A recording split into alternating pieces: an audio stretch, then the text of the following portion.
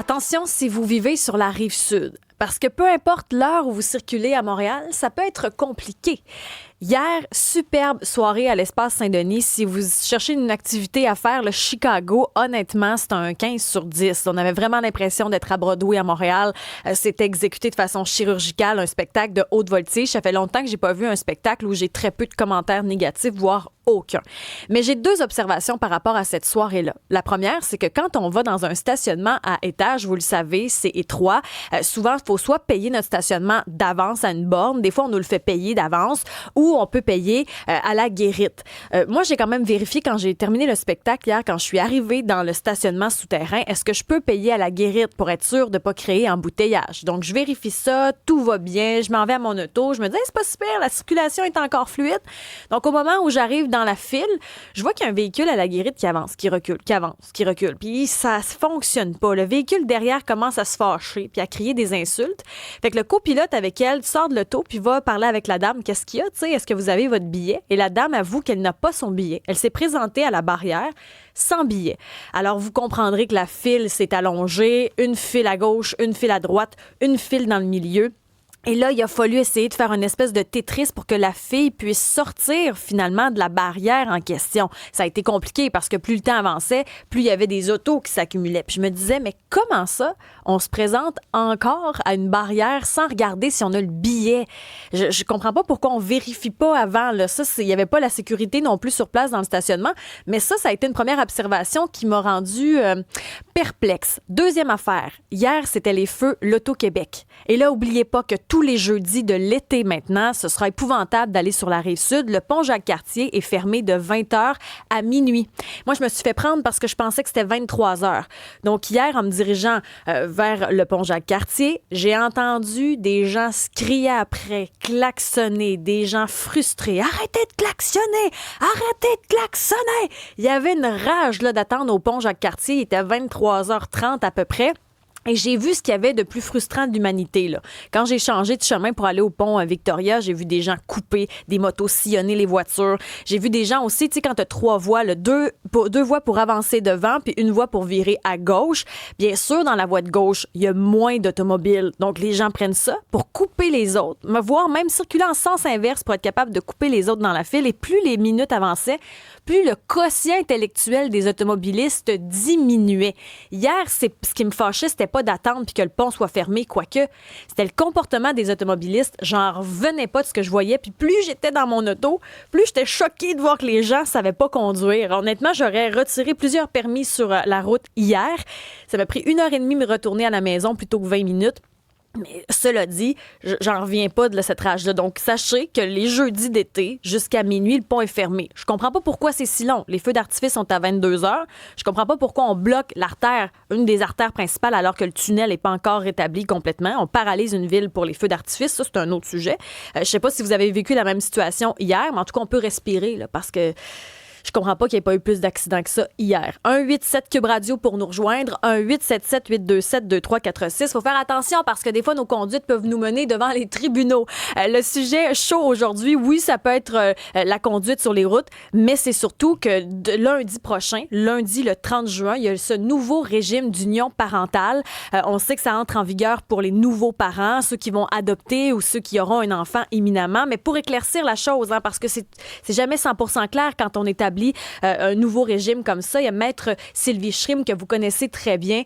Schrim, qui est avocate associée au cabinet Schrim et Tremblay, avocat en droit de la famille. J'espère que je dis bien votre nom de famille. Schirm, c'est correct. Je l'ai validé en plus. Oui, tout le monde fait ça. Mais ça, c'est épouvantable. Merci beaucoup d'être avec nous parce qu'il faut faire la lumière quand même sur ce nouveau régime-là. On sait que ça concerne les nouveaux parents.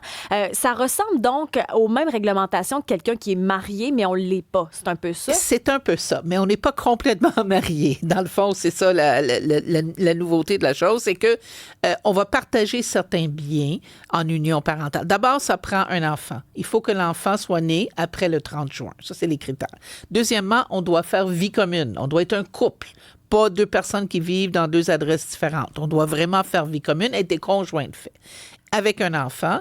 Et à compter du 30 juin, à ce moment-là, on va partager les biens qui sont acquis durant cette union-là. Donc, si j'ai des biens avant, comme aujourd'hui, cela va être exclu, ou la valeur va être exclue en cas de rupture, en cas de partage plus tard. Qu'est-ce qu'on partage? On partage la résidence familiale, on partage la résidence secondaire, le chalet, le condo en Floride, on partage les voitures et on partage les meubles. On ne partage pas régie des rentes, fonds de pension, REER. Ça, c'est complètement exclu. Et il n'y a pas non plus de pension alimentaire entre les conjoints. Donc, on n'est pas si mariés que ça, pour utiliser cette expression-là. Mais est-ce que ça change réellement quelque chose? Parce que j'ai l'impression on ajoute ça, mais j'ai pas l'impression qu'on passe quand même d'un grand changement. Ça va changer si les gens ne sont pas copropriétaires de la résidence familiale. Alors, c'est sûr qu'on ne tient pas compte qui a acheté quoi par la suite. Si, par exemple, je suis copropriétaire de la résidence, ce qui est le cas de beaucoup de gens, de conjoints de fait, pourquoi? Parce que ça coûte cher une maison, puis ça prend souvent 2 personnes qui doivent être propriétaires pour obtenir les financements. Alors, si je suis déjà copropriétaire, ça ne changera pas tant que ça. Mais il y a certains éléments qui vont rentrer en ligne de compte. Par exemple, si je suis le seul propriétaire de la maison, avant, il n'y avait absolument rien qui protégeait l'usage de la résidence. Maintenant, on peut demander à que celui qui n'est pas propriétaire puisse y rester avec les enfants, par exemple. On peut aussi, l'autre ne peut pas le vendre, ne peut pas vendre cette maison-là avant 120 jours suite à la rupture. Alors, il y a certaines protections aussi pour tout le monde là, qui sont mis pour la résidence. On peut aussi, l'autre changement qui est quand même important, c'est le testament. Si je n'ai pas de testament, le conjoint va hériter 1/3 de la succession. Alors, si je n'ai pas fait de testament, donc ça va permettre au conjoint d'hériter ce qui n'était pas le cas avant. C'est ça, avant, tout allait à l'enfant. Tout aller aux enfants, exactement. C'est ça. Donc, si on a déjà des enfants, oui. Est-ce qu'on peut faire une adhésion? Oui, on peut faire une adhésion. Et d'ailleurs, sur le site du gouvernement, il va y avoir un formulaire qui va le permettre, qui va être sorti, je crois, le 30, et les 2 parties doivent signer. Ils peuvent adhérer à ce régime-là, même si j'ai pas d'enfant né après le 30 juin. Et je peux aussi me soustraire du régime. J'ai 90 jours après la naissance de l'enfant de me retirer, les deux, évidemment, il faut que tout le monde soit d'accord, de me retirer de l'union parentale. Et je peux aussi, quelques années après, changer d'idée puis dire, moi, je veux pas partager la maison ou je veux pas partager les meubles. Je suis d'accord pour laisser tomber cette démarche-là. À ce moment-là, on va quand même calculer la valeur lors de cette rénonciation-là, s'il y a rupture par la suite. C'est un nouveau régime pour protéger finalement la personne qui a peut-être pas les biens. C'est celle qui paye l'épicerie puis l'électricité, il reste rien de ces dépenses-là. C'est un peu pour cette personne-là. C'est pour tenter de protéger la personne qui est désavantagée financièrement et notamment en lien avec un enfant. Parce qu'on applique ça quand les gens ont des enfants. Si tu es un couple et tu vis ensemble comme conjoint de fait et tu n'as pas d'enfant, ce régime-là ne s'applique pas. Alors, c'est vraiment dans ce contexte-là, parce qu'on réalise que justement à cause de l'arrivée d'un enfant, il y a un des 2 parents, et c'est souvent encore maman qui fait ça. Encore aujourd'hui? C'est encore aujourd'hui maman, qui, pas tout le temps, mais c'est encore la majorité, qui va peut-être prendre l'emploi moins payant ou faire un emploi à temps partiel ou être plus disponible, par exemple, pour un enfant malade ou être plus disponible pour un enfant qui requiert des soins, etc. Ou parce que le couple a décidé, écoute, moi, je vais aller travailler, je vais faire mon effort de bâtir le plus possible au niveau financier et toi, tu vas t'occuper des enfants. Ça se peut, c'est un choix tout à fait noble et légitime dans un couple. Alors, on a permis aussi dans cette loi-là une prestation compensatoire. Si justement, j'ai perdu de l'argent, des revenus, un avancement dans ma carrière, un fonds de pension parce que j'ai fait des sacrifices pour le bien-être d'un enfant, à ce moment-là, je peux demander une compensation à mon conjoint en cas de rupture. Si vous avez des questions, d'ailleurs, pour Maître Sylvie Schirm, c'est beau!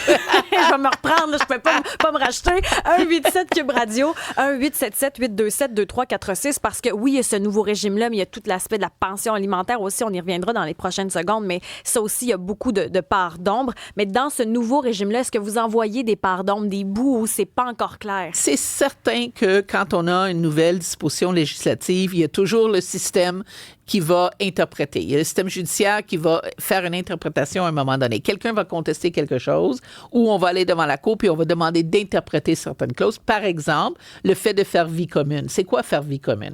Il y a des jugements administratifs dans le monde administratif qui ont décidé que même si on ne vit pas tout le temps sur le même toit, le fait qu'on s'entraide peut être considéré comme des gens qui font vie commune. Est-ce que ça sera peut-être une interprétation qui sera soumise aux tribunaux? Puis ça prend du temps parce qu'on va aller à la Cour supérieure, puis on va aller à la Cour d'appel avant de pouvoir avoir une décision en droit qui fait une interprétation. Alors, tout ça est à suivre. Mais, puis ça coûte cher aussi, là, la minute où on veut... Bon, qu'est-ce que ça veut dire conjoint de fait? Est-ce que ça veut dire qu'on reste ensemble depuis 2, 3, 4 ans? On vit sous le même toit? Maintenant, il n'y a pas de durée. La loi dit qu'il n'y a aucune durée. Alors, on est conjoint de fait, on vit ensemble, on fait vie commune et on est connu comme un couple, on est conjoint de fait. Voilà la définition qui est dans la loi, qui n'était pas là avant. Il n'y avait aucune définition de conjoint de fait jusqu'à maintenant. Mais puis c'est vrai que dans n'importe quel formulaire qu'on remplit, on est soit marié ou célibataire. Ça, c'est pour les impôts. Et voilà. Ouais. Pour les impôts, on vient nous chercher. Mais pour la question du conjoint de fait, la définition vient d'arriver. On n'avait aucune définition dans le Code civil avant quand même. Il fallait le faire. Puis alors qu'au au Canada, il y a à peu près 43 des couples qui vivent conjoint de fait. Là. Oui, puis les autres provinces, ils ont différents régimes là, de pension alimentaire, etc., et de réclamations qui peuvent se faire. Le Québec est une société distincte. Alors, on a décidé dans cette réforme-là, même si ça a été discuté, débattu et proposé, que la pension alimentaire entre conjoints de fait n'a pas sa place. Est-ce que on parle de ce nouveau régime d'union parentale, donc ça commence le 30 juin, lundi prochain. Oui. Ceux qui ont des enfants sont inscrits automatiquement.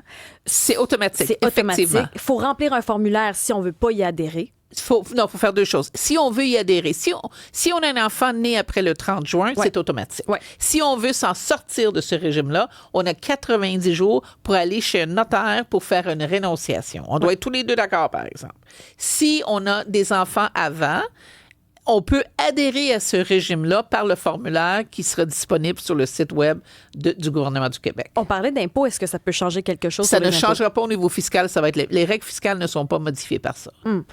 Donc, ça entre en vigueur. Maintenant, on parle beaucoup de familles séparées. Ça, c'est un autre... Là, visiblement, ce régime-là, c'est pour les séparations. Mais là, en cours présentement, là, les fameuses pensions alimentaires, ça, c'est un sujet numéro 2, mais ça, c'est un sujet qui fait beaucoup réagir. Puis si c'est votre cas, ben, vous pouvez nous appeler là, au 187 Cube Radio. Vous avez l'experte en la matière. Là, vous avez sorti un livre, entre autres, qui s'intitule « Notre enfant, on le partage comment? Oui. Tout pour réussir sa garde partagée ».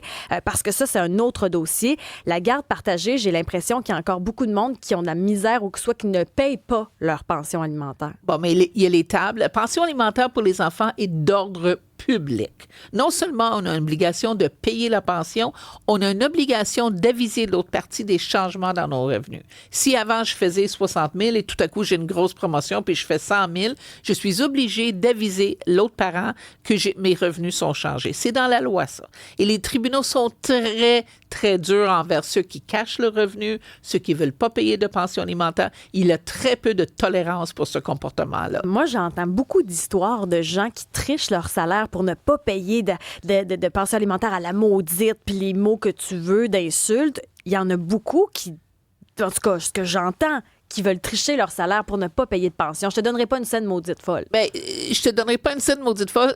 Il va finir par payer. Il ou elle va finir par payer. Et deuxièmement, si je ne travaille pas parce que j'ai décidé que je ne vais plus travailler, le tribunal peut imputer un revenu. Quelqu'un qui, par exemple, faisait 100 000 avant, puis a décidé que ne veut plus vivre le train de vie exigeant et veut faire de la méditation puis du yoga et ne veut pas gagner de revenus, le tribunal peut décider, c'est bien votre droit de faire ça, mais vous avez une obligation envers vos enfants, donc moi, je vais vous imputer un revenu. Je vais décider que même si vous ne le faites pas, vous gagnez 100 000 et vous devez payer une pension en conformité avec ce montant-là.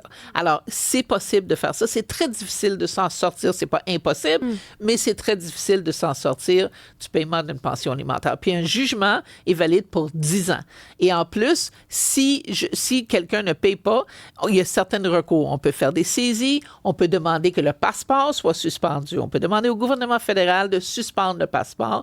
À un moment donné, il y a eu des discussions de suspendre aussi même le permis de conduire. conduire. Je ne crois pas que ça a été mis en place encore au Québec, mais c'est possible de faire certaines demandes de cette nature-là. C'est un sujet qui est sensible, la Oui. garde partagée, les pensions alimentaires. Au 187 Cube Radio, ça réagit pas mal. Il y a quelqu'un qui dit est-il difficile d'avoir la déchéance parentale? Ne voit pas son fils depuis 10 ans, aucun contact. OK, je ne peux pas vous donner des conseils en ondes parce que je ne connais pas le dossier, mais il est possible, la loi prévoit que quand il y a un abandon, on peut demander la déchéance. Donc, si quelqu'un, par exemple, ne voit pas son enfant pendant cette période de temps, la loi prévoit qu'on peut, oui, demander la déchéance de l'autorité parentale. Donc, ce parent-là perd tout droit à prendre des décisions sur la vie de son enfant.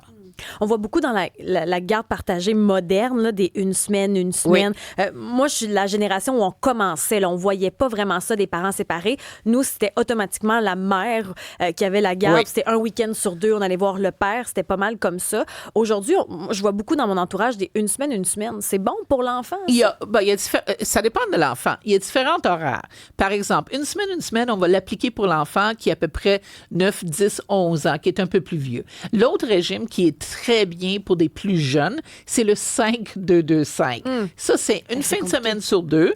Et durant la semaine, maman a, par exemple, tous les lundis, mardis, papa a tous les mercredis, jeudis. Ça veut dire que l'enfant ne passe pas plus de 5 nuits sans voir l'autre parent, maximum. Et c'est pas mauvais, ce régime-là, parce que ça permet aux parents d'organiser les activités. Donc, si j'ai mon enfant tous les lundis, mardis, bien, je peux booker le karaté, le patinage ou peu importe, sans avoir besoin de demander à l'autre parent. Et donc, je m'en occupe de ces activités-là. Et les enfants voient le parent pendant quand même... Oui, il y a des changements de résidence plus fréquents, mais ils se voient plus souvent. Donc, le 5-2-2-5, c'est pas mauvais pour les enfants d'autour de 4, 5, 6 ans. Plus jeune que ça, souvent, on voit aussi qu'est-ce qui est le 2-2-3.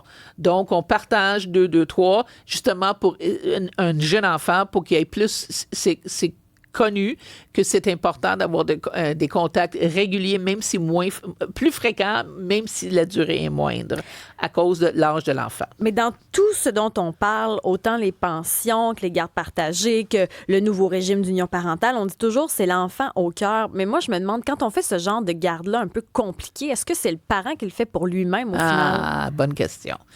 On est souvent égoïste suite à une séparation et on est souvent porté sur penser sur soi-même. L'avantage de cette garde partagée-là, par exemple une semaine, c'est que quand il y a des parents qui travaillent beaucoup, bien, ça permet à un parent de s'organiser. La semaine, j'ai pas les enfants, bien, je vais travailler tard, je vais tout faire mes mandats, etc.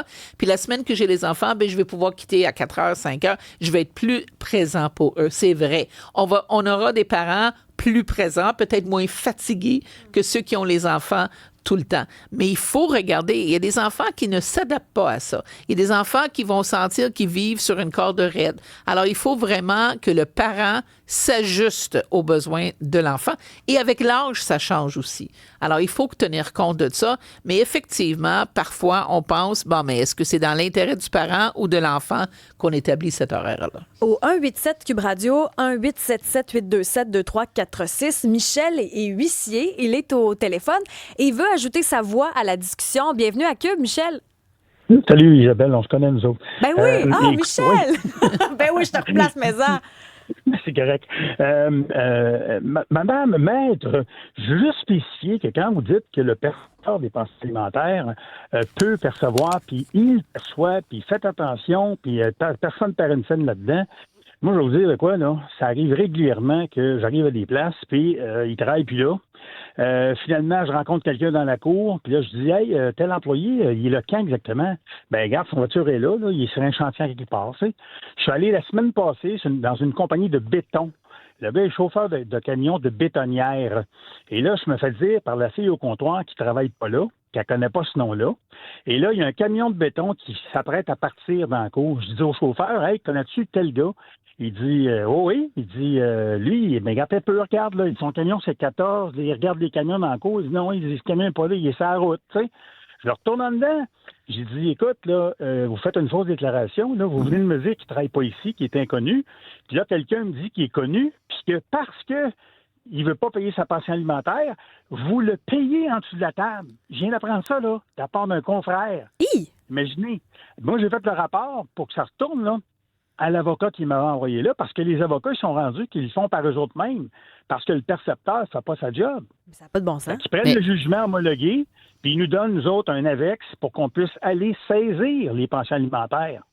Mais ça, l'employeur, là, il peut être tenu responsable. Là. Il y a une obligation de dévoiler les employés, une obligation pour la pension alimentaire aussi. Il y a toute une série de règlements dont l'employeur a comme obligation de retenir les sommes, de l'envoyer au ministère du Revenu. Alors, c'est certain qu'il y a des recours contre l'employeur dans ce cas-là. Il se met dans une situation assez délicate, merci. Et moi, j'ai l'impression, Michel, que c'est pas la première fois. Là, des histoires comme ça, j'ai l'impression qu'il y en a des tonnes. As-tu été témoin d'autre chose dans ce sens-là? Oui, absolument. Un IGA à Mirabel, même affaire. J'arrive là, je dis au gérant de service tel nom, tout ça. Il me dit qu'il ne travaille pas ici. Mais moi, je pose des questions, puis je me gêne pas avec mes gros sabots, là. Alors là, je vois une caissière, je disais, Michel Gaucher, par exemple. Tu sais, bon. Fait que la fille a dit, oui, elle dit, il travaille dans l'épicerie, puis il travaille de nuit. OK? Fait que là, je retourne voir le gars, je dis, écoute, il place des cacanes dans les tablettes, là. Je viens de me faire dire ça. Fait qu'arrête, là. Là, je vais te donner la copie du tiers saisi qui est toi. Tu as 10 jours pour déclarer la partie saisissable de son salaire. Voici le formulaire qui indique comment faire. Tu le fais pas, c'est certain que je vais revenir. Puis, la saisie va être exposée au marchand, celui qui est en défaut de déclarer. Oui. Fin de la discussion. Oui. Mais tu sais, mais je vais vous dire une chose vraie aussi, c'est que beaucoup de mes confrères, ce qu'ils font, c'est qu'ils vont faire un rapport à l'effet que, je me suis fait dire qu'ils ne travaillent pas là, puis ils vont classer le dossier, puis ils collectent leur honoraire, puis passer go, là. Donc, c'est ça, on n'est pas assez sévère. On n'est pas assez sévère. Ouais, mais on a des recours, on peut faire interroger le témoin. En tout cas, il y a toute une série de recours qui, quand même, sont disponibles dans notre code pour pouvoir aller obtenir les informations. La preuve d'un huissier comme ça, est-ce que ça peut peser dans le dossier, peser dans la balance? Certainement. Si le huissier fait un rapport, le huissier qui fait un rapport là, qui dit il a été sur place ou j'ai vérifié telle affaire, c'est une grosse validité devant les tribunaux. Là. Parce que c'est épouvantable, Michel. Je me dis, ces situations-là, c'est... Mais c'est pas tant que ça. Honnêtement, je pense que c'est 70 à 80 des pensions alimentaires qui sont payées, selon les dernières statistiques. Là, ils sont peut-être pas à jour, mais il y a toujours des cas extrêmes. Ça, c'est certain. Sauf que le cas extrême peut coûter cher. Puis à un moment donné, comment tu fais pour vivre en dessous de la table? Parce que là, tu n'as rien dans ton rapport d'impôt. Fait que tu veux faire un emprunt à la banque, tu veux aller chercher une carte de crédit, tu veux t'acheter une maison, tu n'as pas de revenus. Alors, c'est pas très payant là, de fonctionner comme ça. Et je dis toujours à mes clientes et à mes clients, pensez-y, combien l'enfant vous coûtait quand vous faisiez vie commune. Et probablement que la pension que vous payez est pas mal moindre que ce que vous sortiez de votre poche quand vous étiez ensemble dans la famille. Il y a quelqu'un, justement, au 187 Cube Radio aussi, qui dit, c'est Mario, il dit, demandez-vous pas pourquoi les hommes veulent plus être sérieux, le taux de natalité est en chute libre. Il dit, moi, j'ai un ami qui est en train de se faire laver par son ex, qui a un nouveau chum, et elle dépense l'argent sur le party avec des photos Instagram.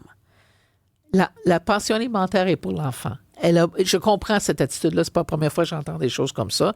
Le problème, c'est que l'enfant a quand même besoin d'un toit, a besoin d'être nourri, a besoin d'être chauffé, a besoin d'être habillé, a besoin de pouvoir se rendre à l'école. Alors, la pension alimentaire est là pour ça. Alors, que quelqu'un dépense sur le party, là, il faut voir de quel montant qu'on parle. C'est que le parent qui reçoit la pension alimentaire, il n'y a pas nécessairement de compte à rendre. On ne sait pas comment il gaspille l'argent ou il dépense plutôt l'argent.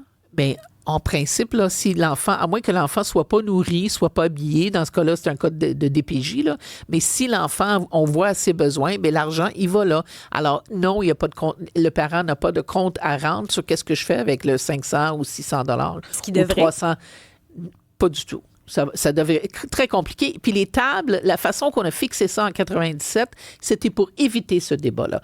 C'est le gouvernement qui dit, des parents qui gagnent X, l'enfant a un besoin de X par année. C'est le gouvernement qui établit ces chiffres-là, selon plusieurs standards. Et ça a l'air qu'au Québec, on est un peu radin à ce niveau-là parce qu'il y a d'autres provinces, c'est encore plus cher que qu'est-ce que les gens payent ici au Québec. Est-ce qu'on devrait revoir? Parce que 97, ça fait un bout quand même. Bien, c'est indexé à chaque année. OK, c'est indexé. Oui, puis les tables sont mises à jour à chaque année. Non, c'est indexé puis c'est mis à jour. Est-ce que c'est assez? Peut-être. Est-ce que c'est trop? Peut-être, mais c'est déjà une Ça façon suit le de coût de la vie. fonctionner. Ça suit le coût de la vie. C'est déjà c'est quelque chose qui fonctionne et qui établit des montants fixes. Donc, tout le monde sait, ben, c'est tant qu'il faut que je paye. 187 Cube Radio, 1-877-827-2346. Michel, merci de l'intervention, très pertinent. Nicole est en ligne, sa fille n'a pas vu son père depuis 2018. Nicole, vous voulez ajouter votre voix à la discussion? Oui, bonjour.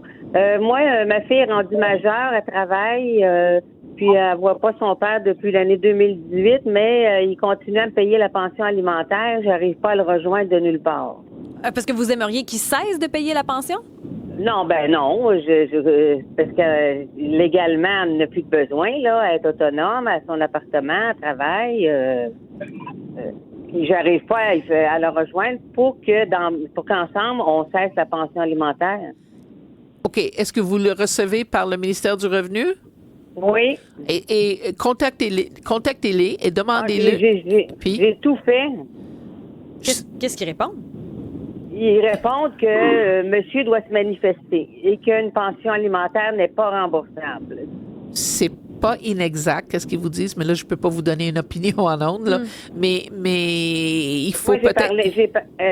J'ai parlé à un avocat par téléphone. OK. Puis il me dit, madame, une pension ne se rembourse pas. C'est à monsieur à se déniaiser, à se manifester. C'est curieux. Ce qui est possible de faire pour éviter des problèmes, c'est de mettre cet argent-là dans un compte de banque séparé et attendre voir si monsieur se manifeste en effet, ou peut-être faire un petit effort, voir si vous pouvez le trouver sur les réseaux sociaux ou quelqu'un dans la famille. Vous avez tout fait? Tout ce que j'ai fait, là, il me dit, l'avocat, il dit, c'est madame, il dit, c'est louable, toutes les démarches que vous avez faites. Il dit, vous avez même pas besoin de faire ça. Ça prend la signature de monsieur. Vous pouvez pas rien faire sans son accord. Bon, mais à ce moment-là, prenez note de tout ce que vous avez fait comme démarche. Mettez cet argent-là dans un compte séparé pour l'identifier. Puis c'est tout. Puis attendez. Bonne journée, Nicole. Bonne chance dans vos démarches, mais bravo pour l'honnêteté. Là. Moi, ça me surprend. C'est pas tout le monde qui aurait ça. David, au 187 Cube Radio, a une proposition pour les pensions. Bien, bonjour, premièrement. Bonjour. Oui, en fait, la proposition est la suivante. Premièrement, une pension alimentaire, c'est primordial. C'est no question. Tu payes, that's it. C'est ton enfant, puis ça va pour ton enfant. Là où ça m'embête et où j'ai une proposition, c'est plus quand on fait une histoire de garde partagée. Parce qu'il existe des pensions. La preuve, je payais moi-même 513 $ de pension alimentaire, une semaine sur deux. Puis, tu sais, pour enlever un peu la frustration de où est-ce que va mon argent, parce que un enfant de 2 ans, 500 $ par mois, une semaine sur deux, je trouvais que c'était énorme, mais c'est proportionnel au salaire. C'est correct, mais si on pouvait créer une fiducie, un compte de banque avec, tu sais, je comprends qu'il y a des loyers et des trucs comme ça, mais un enfant de 2 ans, selon moi, ou même 8 ans, 9 ans, probablement ne coûte pas ça 500 $ par mois à temps plein. Donc, tu sais, pas d'être capable de gérer l'argent, mais d'avoir un fonds commun, puis qu'on puisse dépenser les sous à partir de ce même compte-là. Maître Sylvie Chion, ça vous fait réagir? Mais ça me fait réagir parce que à ce moment-là, il faut qu'on s'entende surtout. Le loyer, on fait quoi? Ou l'hypothèque, les taxes, les assurances, le chauffage, l'Internet. Veut ou veut pas payer un enfant de 2 ans, peut-être, je comprends qu'il n'utilisera pas l'Internet, mais ça s'en vient. Alors, il y a toutes ces dépenses-là de base, la nourriture, les couches, dans le cas d'un jeune enfant, tout ce qui est pharmacie. Alors, là, on va décider combien est-ce que je dépense à la pharmacie ou combien de couches j'achète par une semaine. Je comprends votre point de vue, mais c'est compliqué de faire ça. Et les gens, quand ils sont en garde partagée, ça, c'est une autre histoire parce qu'ils peuvent décider sur, par exemple, un budget pour les vêtements. Souvent, les couples vont dire, OK, on dépense 2 000 $ par année, incluant les habits de neige, etc., et on paye chacun moitié-moitié ou en proportion de nos revenus. Alors, ça, c'est possible de faire ça, mais sinon, commencer à décortiquer toutes les dépenses, ça commence à être compliqué. Vous en pensez quoi, David? Bien, en fait, c'est propre à chaque situation, puis je suis d'accord avec vous. Dans mon cas spécifique, la différence, c'était que j'avais quelqu'un qui était sur l'aide sociale, qui désirait de ne pas aller travailler dans un HLM. Il n'y a pas beaucoup... C'était déjà beaucoup aidé par le gouvernement on the side. tout ce qui était dépenses, vêtements, trucs d'hiver, c'est tout moi qui dépensais ça. J'ai pas de problème de dépenser pour ma fille. La situation a changé dernièrement, on s'est parlé il y a plusieurs semaines, mais j'ai pas de problème de dépenser pour mon enfant, au contraire. Mais je trouvais ça, même si c'est d'ordre public, puis que mon avocate elle m'a dit, David, tu n'auras pas le choix. Ben, c'est pas grave, je l'ai payé, puis je m'obstinerai pas. Puis dans mon cas, en fait, je l'ai pas fait prélever sur ma paye, j'ai donné un dépôt au gouvernement, puis je le payais moi-même à tous les mois. Mais je trouvais que c'était injuste, voyant le montant. Le montant est exorbitant. Je veux dire, temps plein chez moi, ma fille, actuellement, ne me coûte pas 500 $ par mois. Puis vous, c'est que dans le fond, votre ex-conjointe, est-ce qu'elle pouvait aller sur le marché du travail ou c'était un choix? Non, elle pouvait totalement aller sur le marché du travail. Toutes les défaites étaient bonnes pour ne pas y aller. D'ailleurs, travailler avant. J'aurais pu me battre en cours. Et demander d'imputer un revenu. C'est l'exemple que j'ai donné tantôt, là. C'est-à-dire de demander qu'elle est capable de travailler puis qu'il faut lui imputer un revenu, mettons, de 40-50 000 par année, qu'elle pourrait gagner ça minimalement. C'est possible. Évidemment, ça coûte des sous pour aller à la cour. Il faut faire la démarche. Il faut faire une poursuite, etc., etc. C'est du temps, c'est du temps, c'est de l'argent. Et est-ce que ça vaut la peine?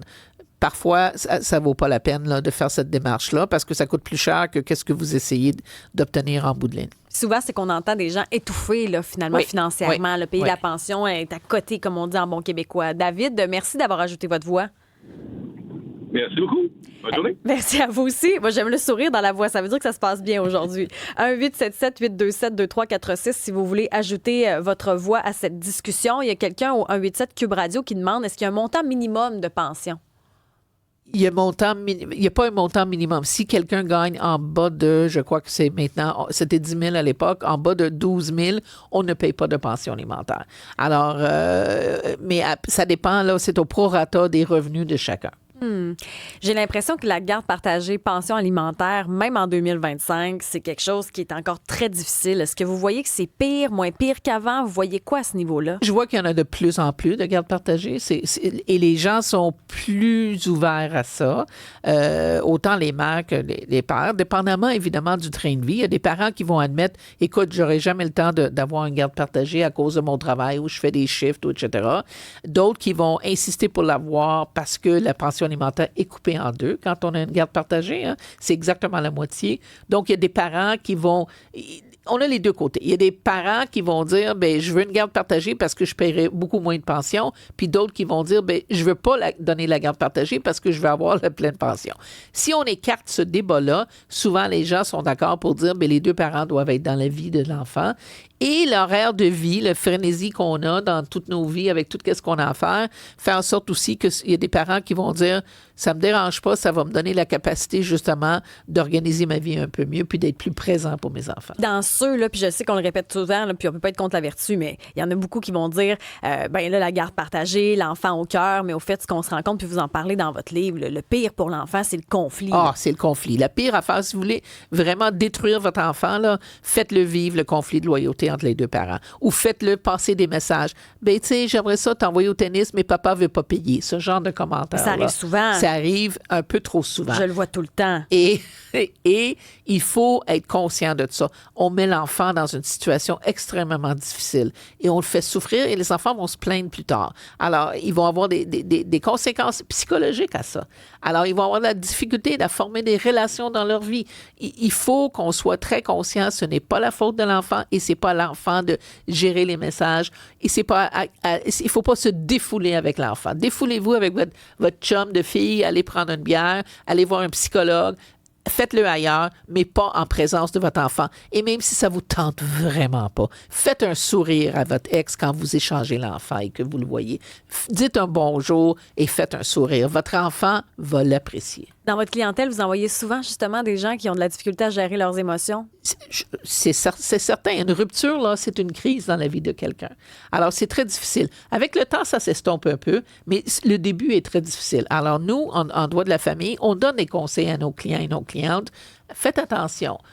Comment vous faites ça? Comment vous dites ça? Puis on comprend, c'est humain, là. On est fâché, on est en peine, on est en douleur. Mais pensez à votre enfant, là, c'est votre devoir de le faire. Puis laissez-vous de côté et pensez vraiment comment votre enfant va vivre ça. J'ai envie de vous entendre sur ce commentaire-là. Il y a quelqu'un au 87 Cube Radio qui dit, moi, j'ai une opinion qui est vraiment pas populaire, là.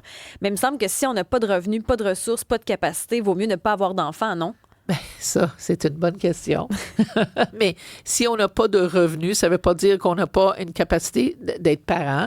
On peut avoir, on a pu tomber malade, il y a toutes sortes d'affaires dans la vie qui peuvent nous arriver. Ça ne veut pas dire que notre capacité parentale est affectée. Ce n'est pas parce qu'on est sur l'aide sociale qu'on n'est pas un bon parent. Ça, c'est intéressant. C'est certain. Est-ce que ça s'améliore?